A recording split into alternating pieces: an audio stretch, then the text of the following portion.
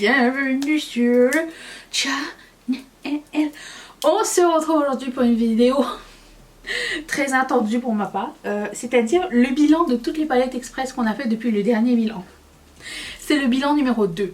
Et si vous ne connaissez pas ce principe et que vous n'avez pas vu toutes les vidéos et tout ça, il y a une playlist à ce sujet.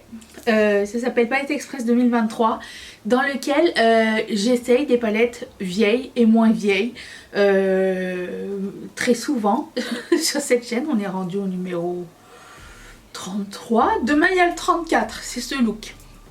Et du coup après un mois plus ou moins je vous reviens avec l'update. Qu'est-ce que je vais garder, quelles ont été mes impressions et quelles sont celles que je vous recommande, celles que je vous recommande de ressortir de vos collections, ou si quelqu'un les vend sur Vinted, ou entre nous on se les vend et tout ça. Enfin entre nous, j'ai plus le temps de vendre des trucs, mais sur Riette et Makeup, notre groupe, il y en a certains qui vendent leurs palettes. Et si ça peut faire plaisir à quelqu'un d'autre, ça peut aider ce genre de vidéo. Vous voyez ce que je veux dire, ou pour le moment c'est le néant? Non? Si? Ok. Donc j'ai testé toute cette pile de palettes que vous avez vues sur le thumbnail et on va en parler et je vais vous dire celles que j'ai aimées et celles que j'ai pas aimées. Voilà, c'est ça, en gros c'est ça. Allons-y. Alors je commence sans ordre bien particulier avec celle-ci de chez Gloss Gods qui s'appelle Look for Rainbows, qui ressemble à ça. Alors, ma première impression a été que les textures, de toute façon c'est à la base c'est juste une palette de fard à effet, il n'y a pas de... Et il y a des shimmers je crois. Non, oui. C'est que des fards à effet à l'intérieur, vous voyez. C'est magnifique, c'est une marque suédoise. J'ai pas eu la même expérience avec ce fard qu'avec ce fard par exemple, vous voyez.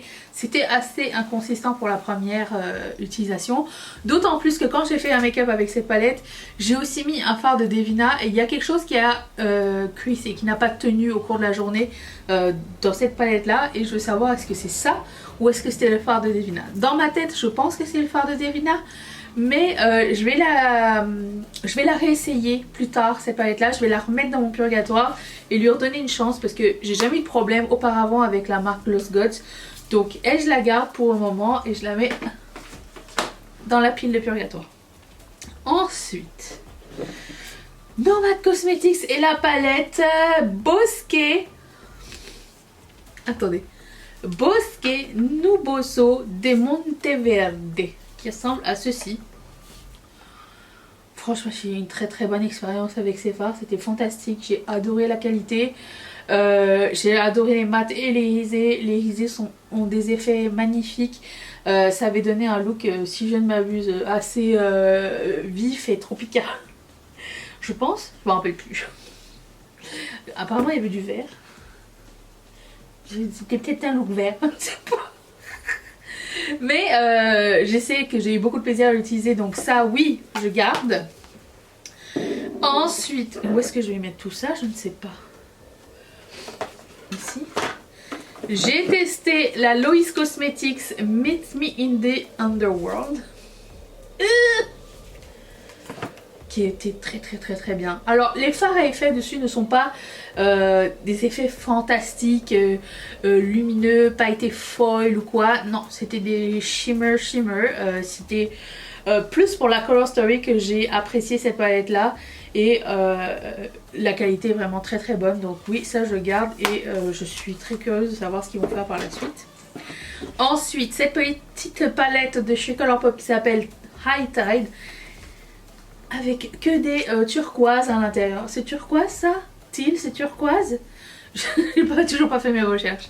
Et j'ai pas beaucoup de palettes avec que des turquoises et des gradés de turquoise dedans. Et du coup j'ai vraiment beaucoup apprécié le look que j'ai fait. C'était vraiment super facile. Et cette palette là n'est pas très chère. Je sais qu'elle est encore sur le site de Colourpop. Au moment où j'ai voulu la lister, elle était sold out. Mais peut-être qu'elle va revenir, je ne sais pas trop. Mais quoi qu'il en soit, pour moi ça reste une palette assez unique de par sa color story, donc je vais la garder. Ensuite, nous avons la Orange Sorbet de chez BH Cosmetics, un pur bonheur, une de mes collections préférées de tous les temps point, que j'ai dans mon maquillage, pas cher. Les couleurs, vous voyez à quel point elles sont intensifiables et intensifiées. Vous avez un rang de mat, un rang de irisé. Je suis trop fan. Et du coup, j'ai aussi essayé la Cherry on Top. Une beauté. Une beauté. J'adore. Ça, par contre, on parle de Nomad Cosmetics. Tout à l'heure, j'ai eu une expérience formidable. Et là, j'ai une expérience pas top. Du coup, cette palette-là, je ne vais pas la garder. Je l'aurais gardée pour peut-être cette couleur-là et je sais pas, des couleurs ici. Mais je les ai déjà dans d'autres palettes de chez Nomad Cosmetics. Donc celle-ci, je vais la déclutter, je vais la sortir de ma collection. Je suis triste parce que j'aime vraiment beaucoup Nomad Cosmetics, mais elle n'est pas à la hauteur de toutes les autres palettes de la marque et j'en ai énormément. Donc celle-là, je ne vais pas la garder. Je ne vais pas garder non plus la Ace Beauté. Vous avez vu la catastrophe que j'ai eue avec... Mais je sais pas, est-ce que quelqu'un a cette palette et est-ce que vous pourriez me dire quelle a été votre expérience? Parce que 2 fois je l'ai essayé et 2 fois c'était une catastrophe, ça s'estompe pas du tout, ça reste, ça fait un patch. Les 2 fois ça m'a fait ça, donc je me dis c'est pas moi le problème, c'est toi. Et il y a 3 irisés, le reste c'est des mats, donc c'est aussi problématique. Genre s'il y avait eu 3 mats et le reste irisé, j'aurais peut-être fait comme bon d'accord, je n'utiliserai pas les mats de cette palette, mais là c'est que des mats. Et quels que soient les mats que j'ai utilisés, j'ai eu de la misère. Donc ça, je ne garde pas non plus. Ensuite, j'ai une très bonne expérience avec la palette Give Me Glow Nightlife. Cependant, ça n'est plus une marque que je souhaite encourager. Donc la palette ressemble pas à ça. Puisque ce fard là n'existe plus. Ils ont remplacé par un autre fard parce qu'ils étaient tous arrivés pétés. Bref, vous connaissez l'histoire. Si vous la connaissez pas, j'ai déjà raconté 1000 fois. Mais bref. Donc on a 4 irisés. Et le reste c'est des mats. J'aime beaucoup la Color Story. J'aime beaucoup la qualité. Je n'aime pas tellement leur éthique de travail. Donc c'est pour la raison pour laquelle je ne vais pas...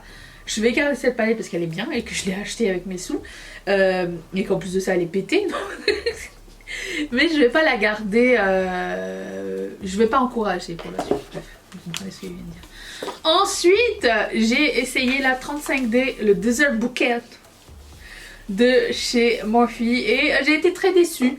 J'aime beaucoup la Color Story. Je trouvais que les shimmers étaient très faibles, les irisés étaient très faibles, les mats étaient passables. Je sais pas, j'ai pas été transcendée. Vous voyez aussi, en termes d'intensification, on est très faible aussi. Ça ne va pas très foncé. Oui, il y en a, mais c'est pas... Il manque quelque chose dans cette palette-là. Et du coup, je vais pas la garder. Voilà, c'est ça que je voulais dire. Ma mère l'avait spoté depuis super longtemps chez Sephora. Et du coup, je vais lui donner. Je vais faire une vidéo declutter complète et puis je vais lui donner. Parce que je sais que celle-ci, elle la voulait depuis un petit moment. Ensuite, une autre Nomad Cosmetics que j'ai adorée. Et là, c'est la Nomad Verona, la dernière qu'ils ont sortie. Ils vont en sortir une prochaine à la fin du mois. J'ai très hâte. Regardez-moi ça. Oh, jusqu'à maintenant, c'était une des meilleures palettes de l'année pour moi. Elle est sublime. Alors, vous voyez, ce bleu, on le retrouve dans l'autre palette. Bon, ça sert à rien que je garde l'autre palette pour ça. Ainsi que ce genre de couleur. C'était un rêve à travailler. Si la Cherry on Top de BH Cosmetics vous tentait, mais que vous n'aviez pas les couleurs et que vous avez celle-ci, ça peut très bien faire l'affaire.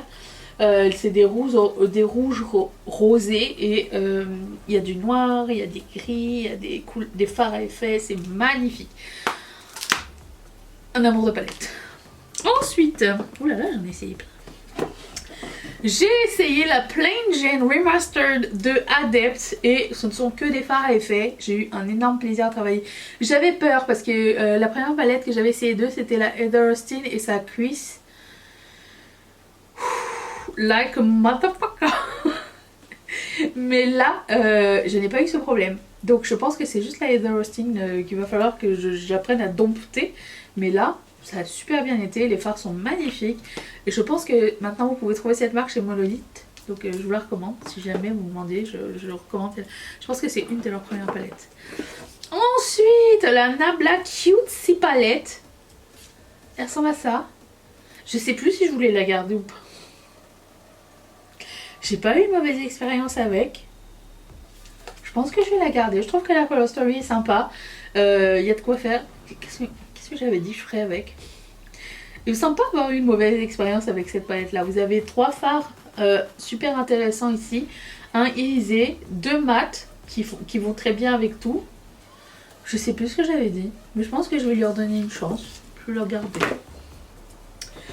La Wings palette de chez Colourpop était fantastique. J'ai beaucoup aimé cette palette là. Ça faisait longtemps que j'avais pas eu un coup de cœur pour une palette de chez Colourpop. Et là vous voyez qu'on peut intensifier. Il n'y a pas d'intensification dans les bleutés violets par contre. Mais je pense que c'est des couleurs qu'on peut mélanger, faire des arcs-en-ciel et tout ça. On peut le faire avec les autres aussi hein, mais je sais pas, je l'ai trouvé très sympa. Ici vous avez un blanc avec un reflet bleuté. Ah oui, vous avez ces petites couleurs pailletées maintenant. Elles cuissent un peu, je dois vous dire. Mettez-en pas trop, parce que la nouvelle formule des fards à paillettes là, c'est beau, mais ça cuit, c'est assez gras.